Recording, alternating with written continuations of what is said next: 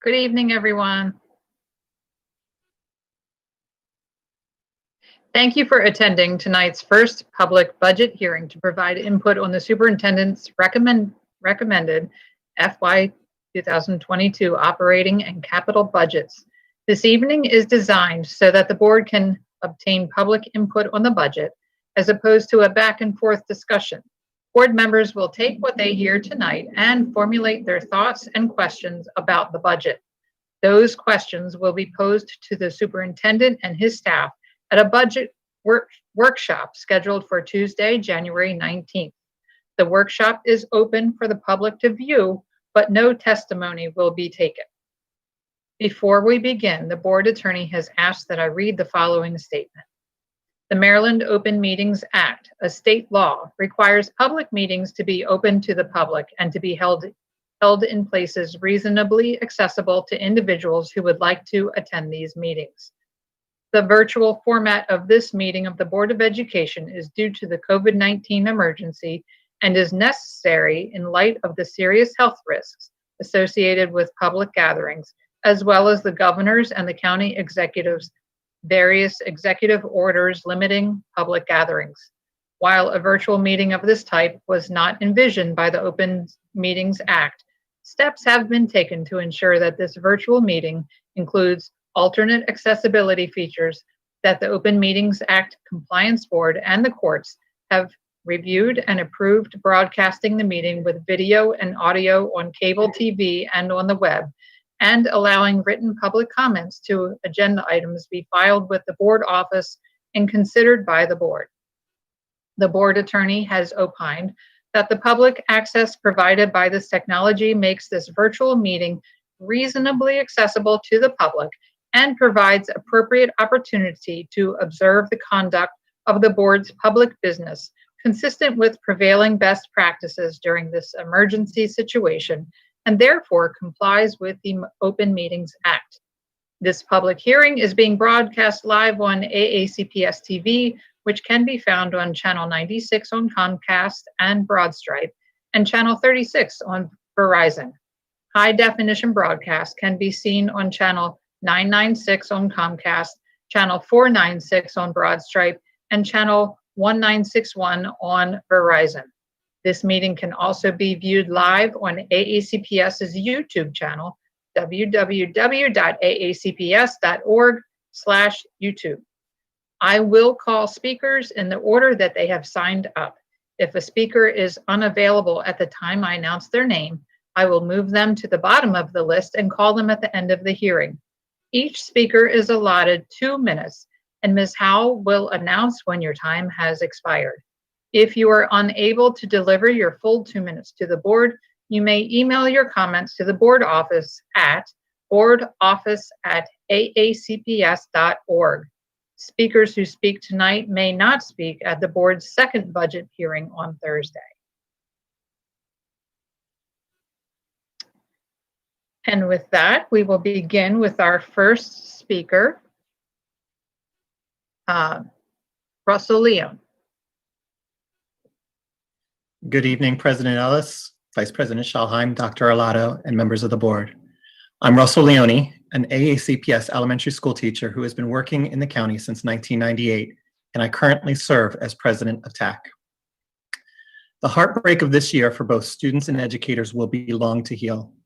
And hopefully when the infection rate again drops below 15 per 100,000 and there's an agreement reached on enforceable and measurable safety protocols, educators can continue leading the work of educating our children away from computer screens, reconnecting our communities, and helping our county heal. We know our value to our children and the community and often see the hero teacher depicted in local news.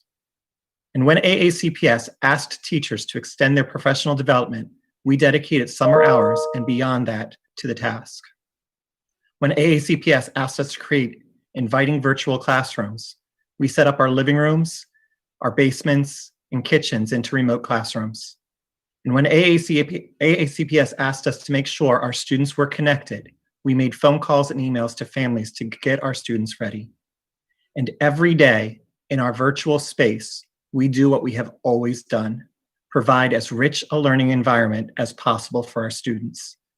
We simply look forward to having honest exchanges that match the value we bring to the county and our students. So tonight I'm here to simply raise just a few important points. As we move again into this endless yearly cycle of educators having to publicly ask for resources and a wage package that is equitable and consistent with what our colleagues in neighboring counties earn. In these difficult times, let's please be transparent both publicly and at the bargaining table around what resources are in fact available for potential wage increases that can address pay equity and fairness. Because the truth is, there are still thousands of teachers whose salary is several steps behind their years of experience, even though we had reached a consensus that that must be addressed. Let's also start a conversation about how we can move to longer-term contracts of 2 or 3 years in length, and where there are real commitments to meeting promises made in campaigns and at the bargaining table. We are at a critical point where we must fight for each and every one of our teachers, just as they stepped up to ensure our students continue to thrive academically and emotionally during this pandemic. Our teachers must see AACPS prioritizing their greatest resource, their educators. This must be reflected in the budget. Dr. Arlotto's initial recommendations sound reasonable in isolation, and a step plus 1% is a good start. But as I have said here, it's important for us to have open and honest exchanges to see if the county revenues and the Board of Education resources allow us to do a little more for our educators, consistent with where we had informally agreed to fund last year's FY21 contract prior to COVID. Please make your educators a priority in this budget. Thank you.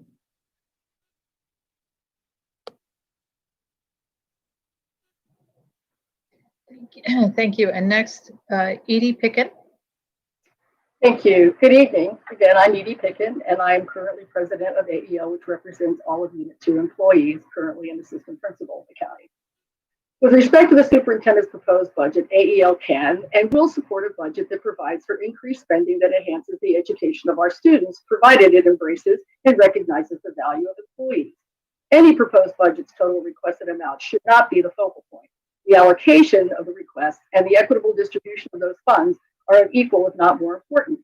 With respect to Unit 2 compensation, we are currently engaged in the negotiations process, and as usual, compensation continues to be a formative topic.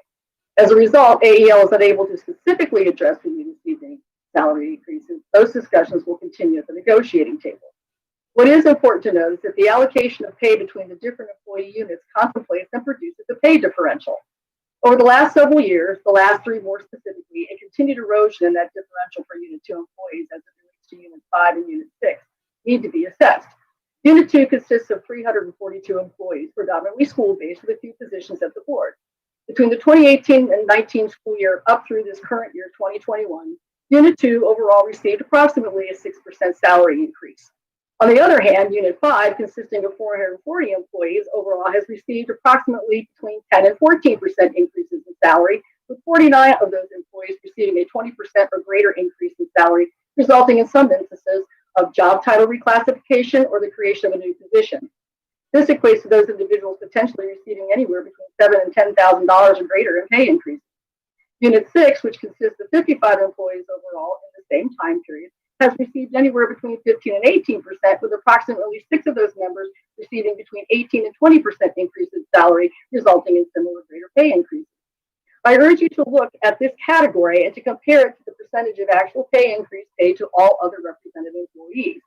It will be important to identify growth, changes in position titles, or the creation of new positions allowing for increases in salary for units 5 and 6. Units 1 and 2 are not able to have title reclassification, so there's no resulting potential for increased compensation. For Unit 6, employees also receive in large part the same benefits that Unit 2 receive under the negotiated agreement. So in closing, the budget amount is one thing, and any increase is certainly welcome. But the allocation of those dollars associated with all employee compensation should be re-examined, and and those that are involved in the daily and direct delivery of education support to students at the school level should be given a higher and well-deserved priority. Thank you.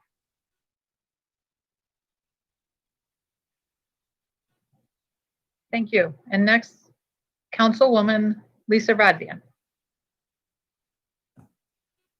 Hello, can you hear me?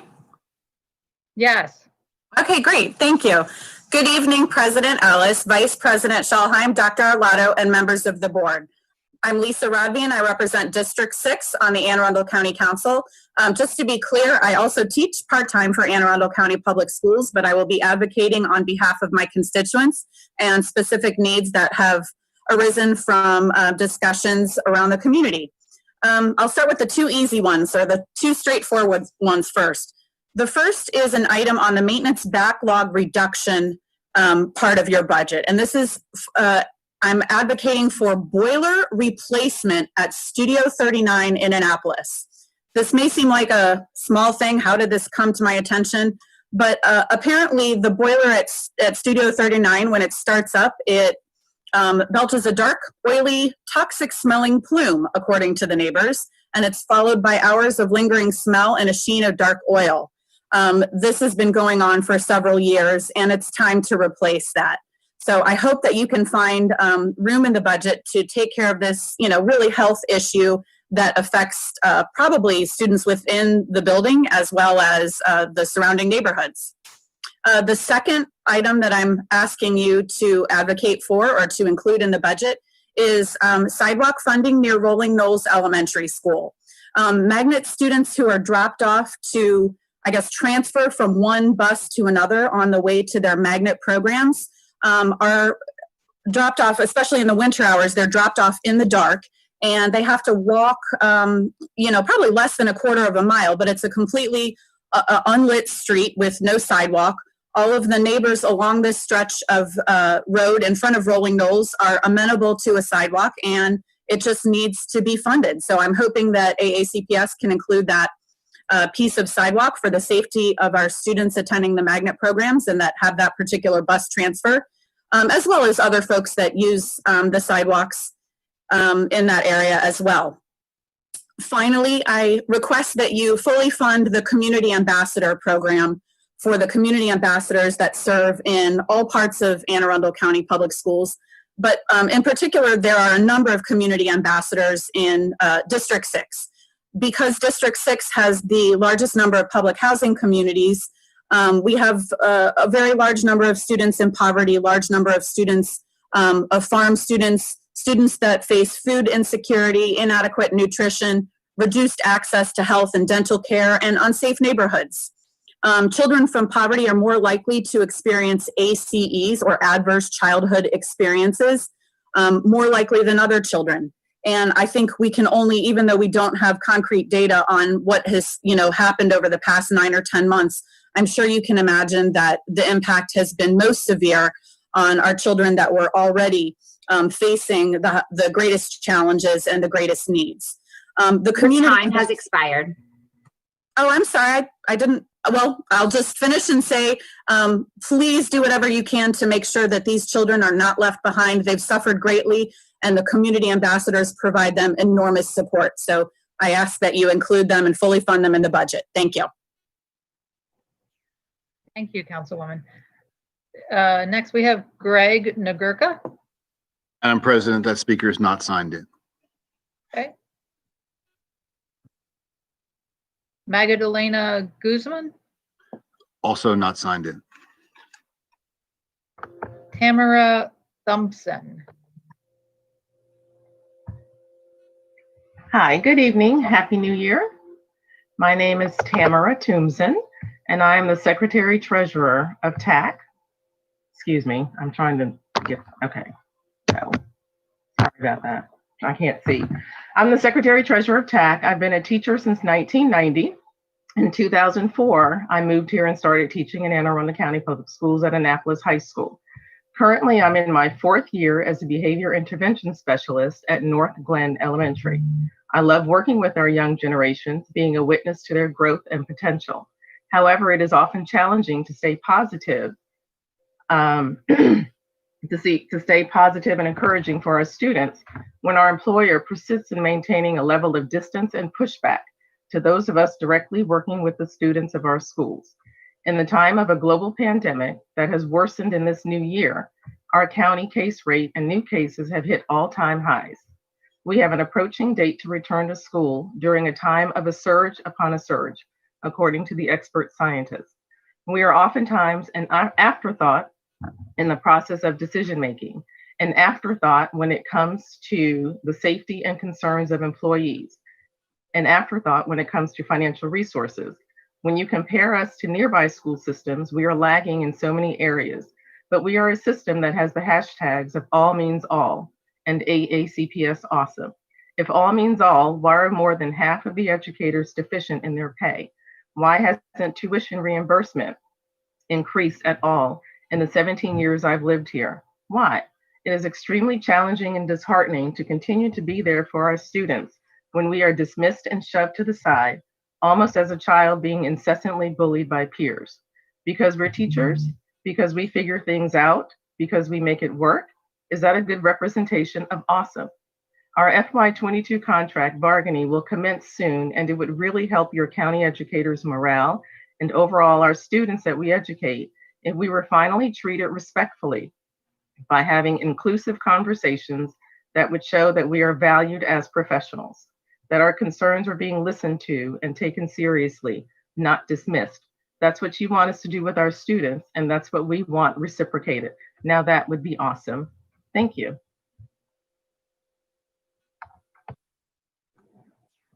Thank you. And next we have Michael Vasquez.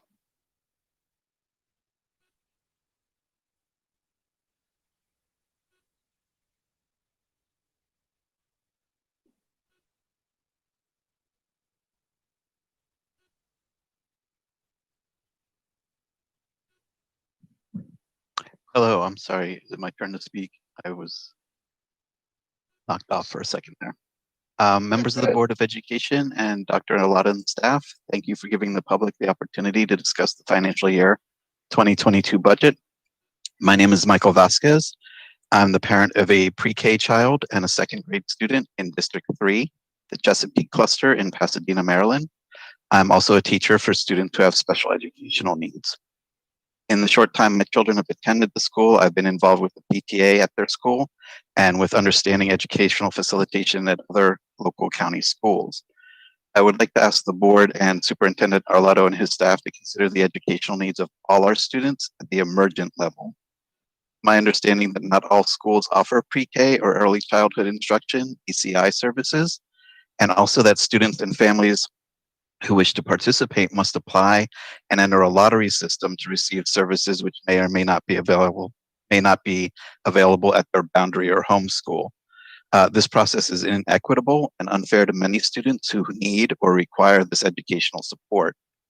All students should be able to access pre-K or early childhood instruction and interventions at their boundary or home school. It is my understanding that there are several elementary schools in the district that are below capacity, but do not offer pre-K or ECI. In fact, of the 4 elementary schools that feed into Chesapeake High School here in District 3, only one of those elementary schools providing pre-K early childhood intervention services. The other elementary schools have the space to insist with enrolling those students, but do not currently do so as they were not previously included in the budget to do so.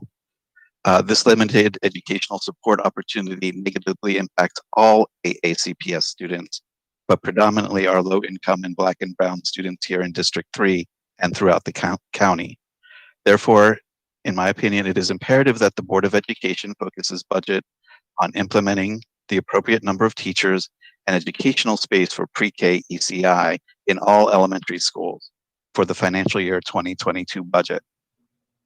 Please consider focusing budget attention toward expanding the pre-K and early childhood instruction in all elementary schools, not just a select few. Thank you. Thank you. Next, we have Sarah Campbell Phelan. Yes, hi, good evening. I got kicked off for a second.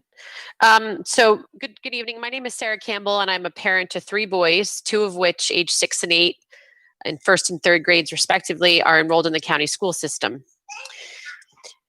The online model is failing our youngest students. It is not and should not be the medium by which children are expected to learn.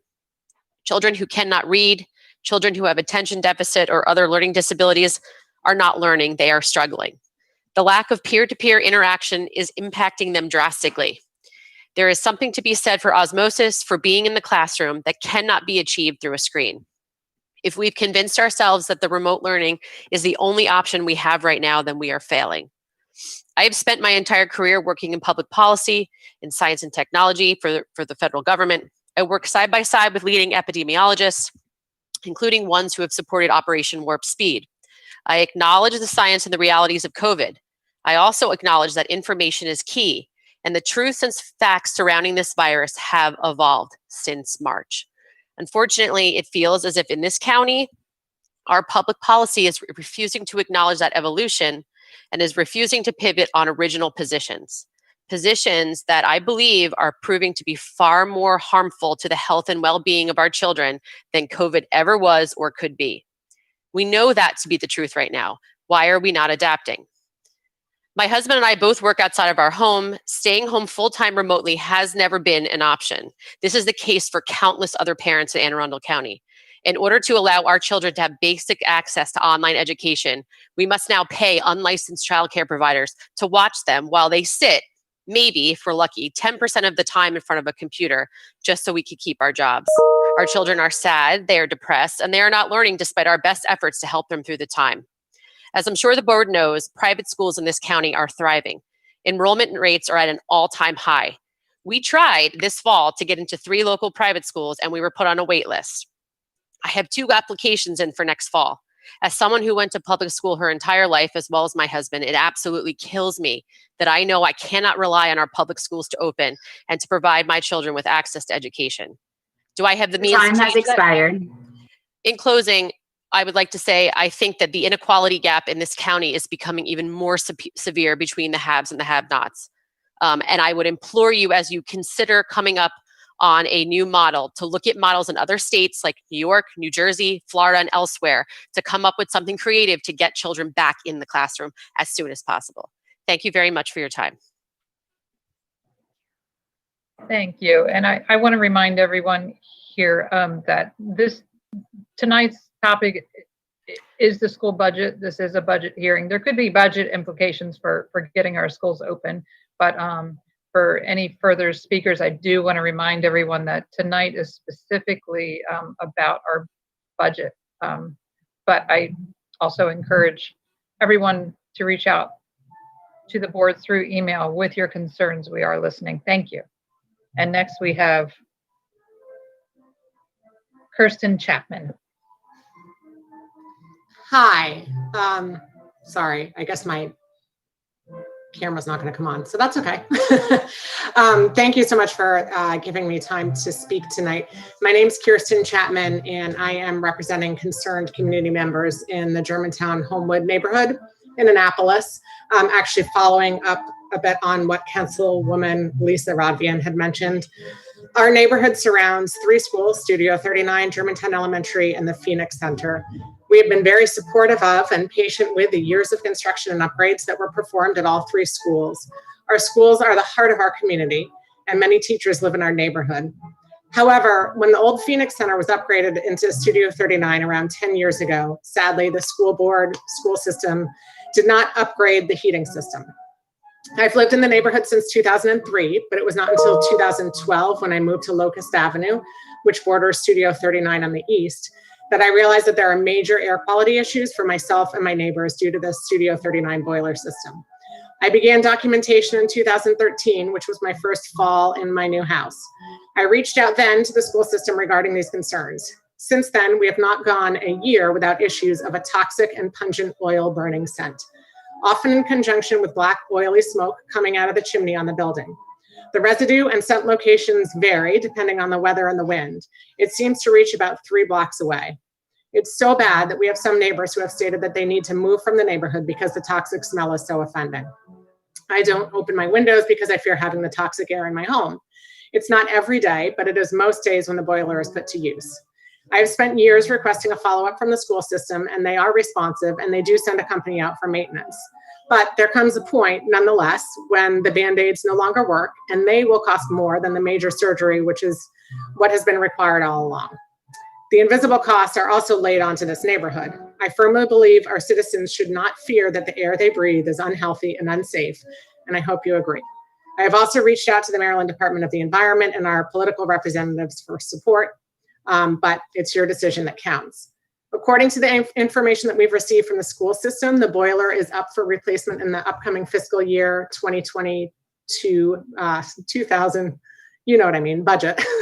I am asking that you approve replacing the old boiler system, both in consideration of the health of the students, faculty, and neighbors who are affected by this toxic air, but also in consideration of the health of the environment overall. I really appreciate you listening to me. I do have a testimony from a neighbor, another neighbor, if you think- Ma'am, your time has expired. Okay, good timing. Thank you. Thank you. And next we have Candace Henry.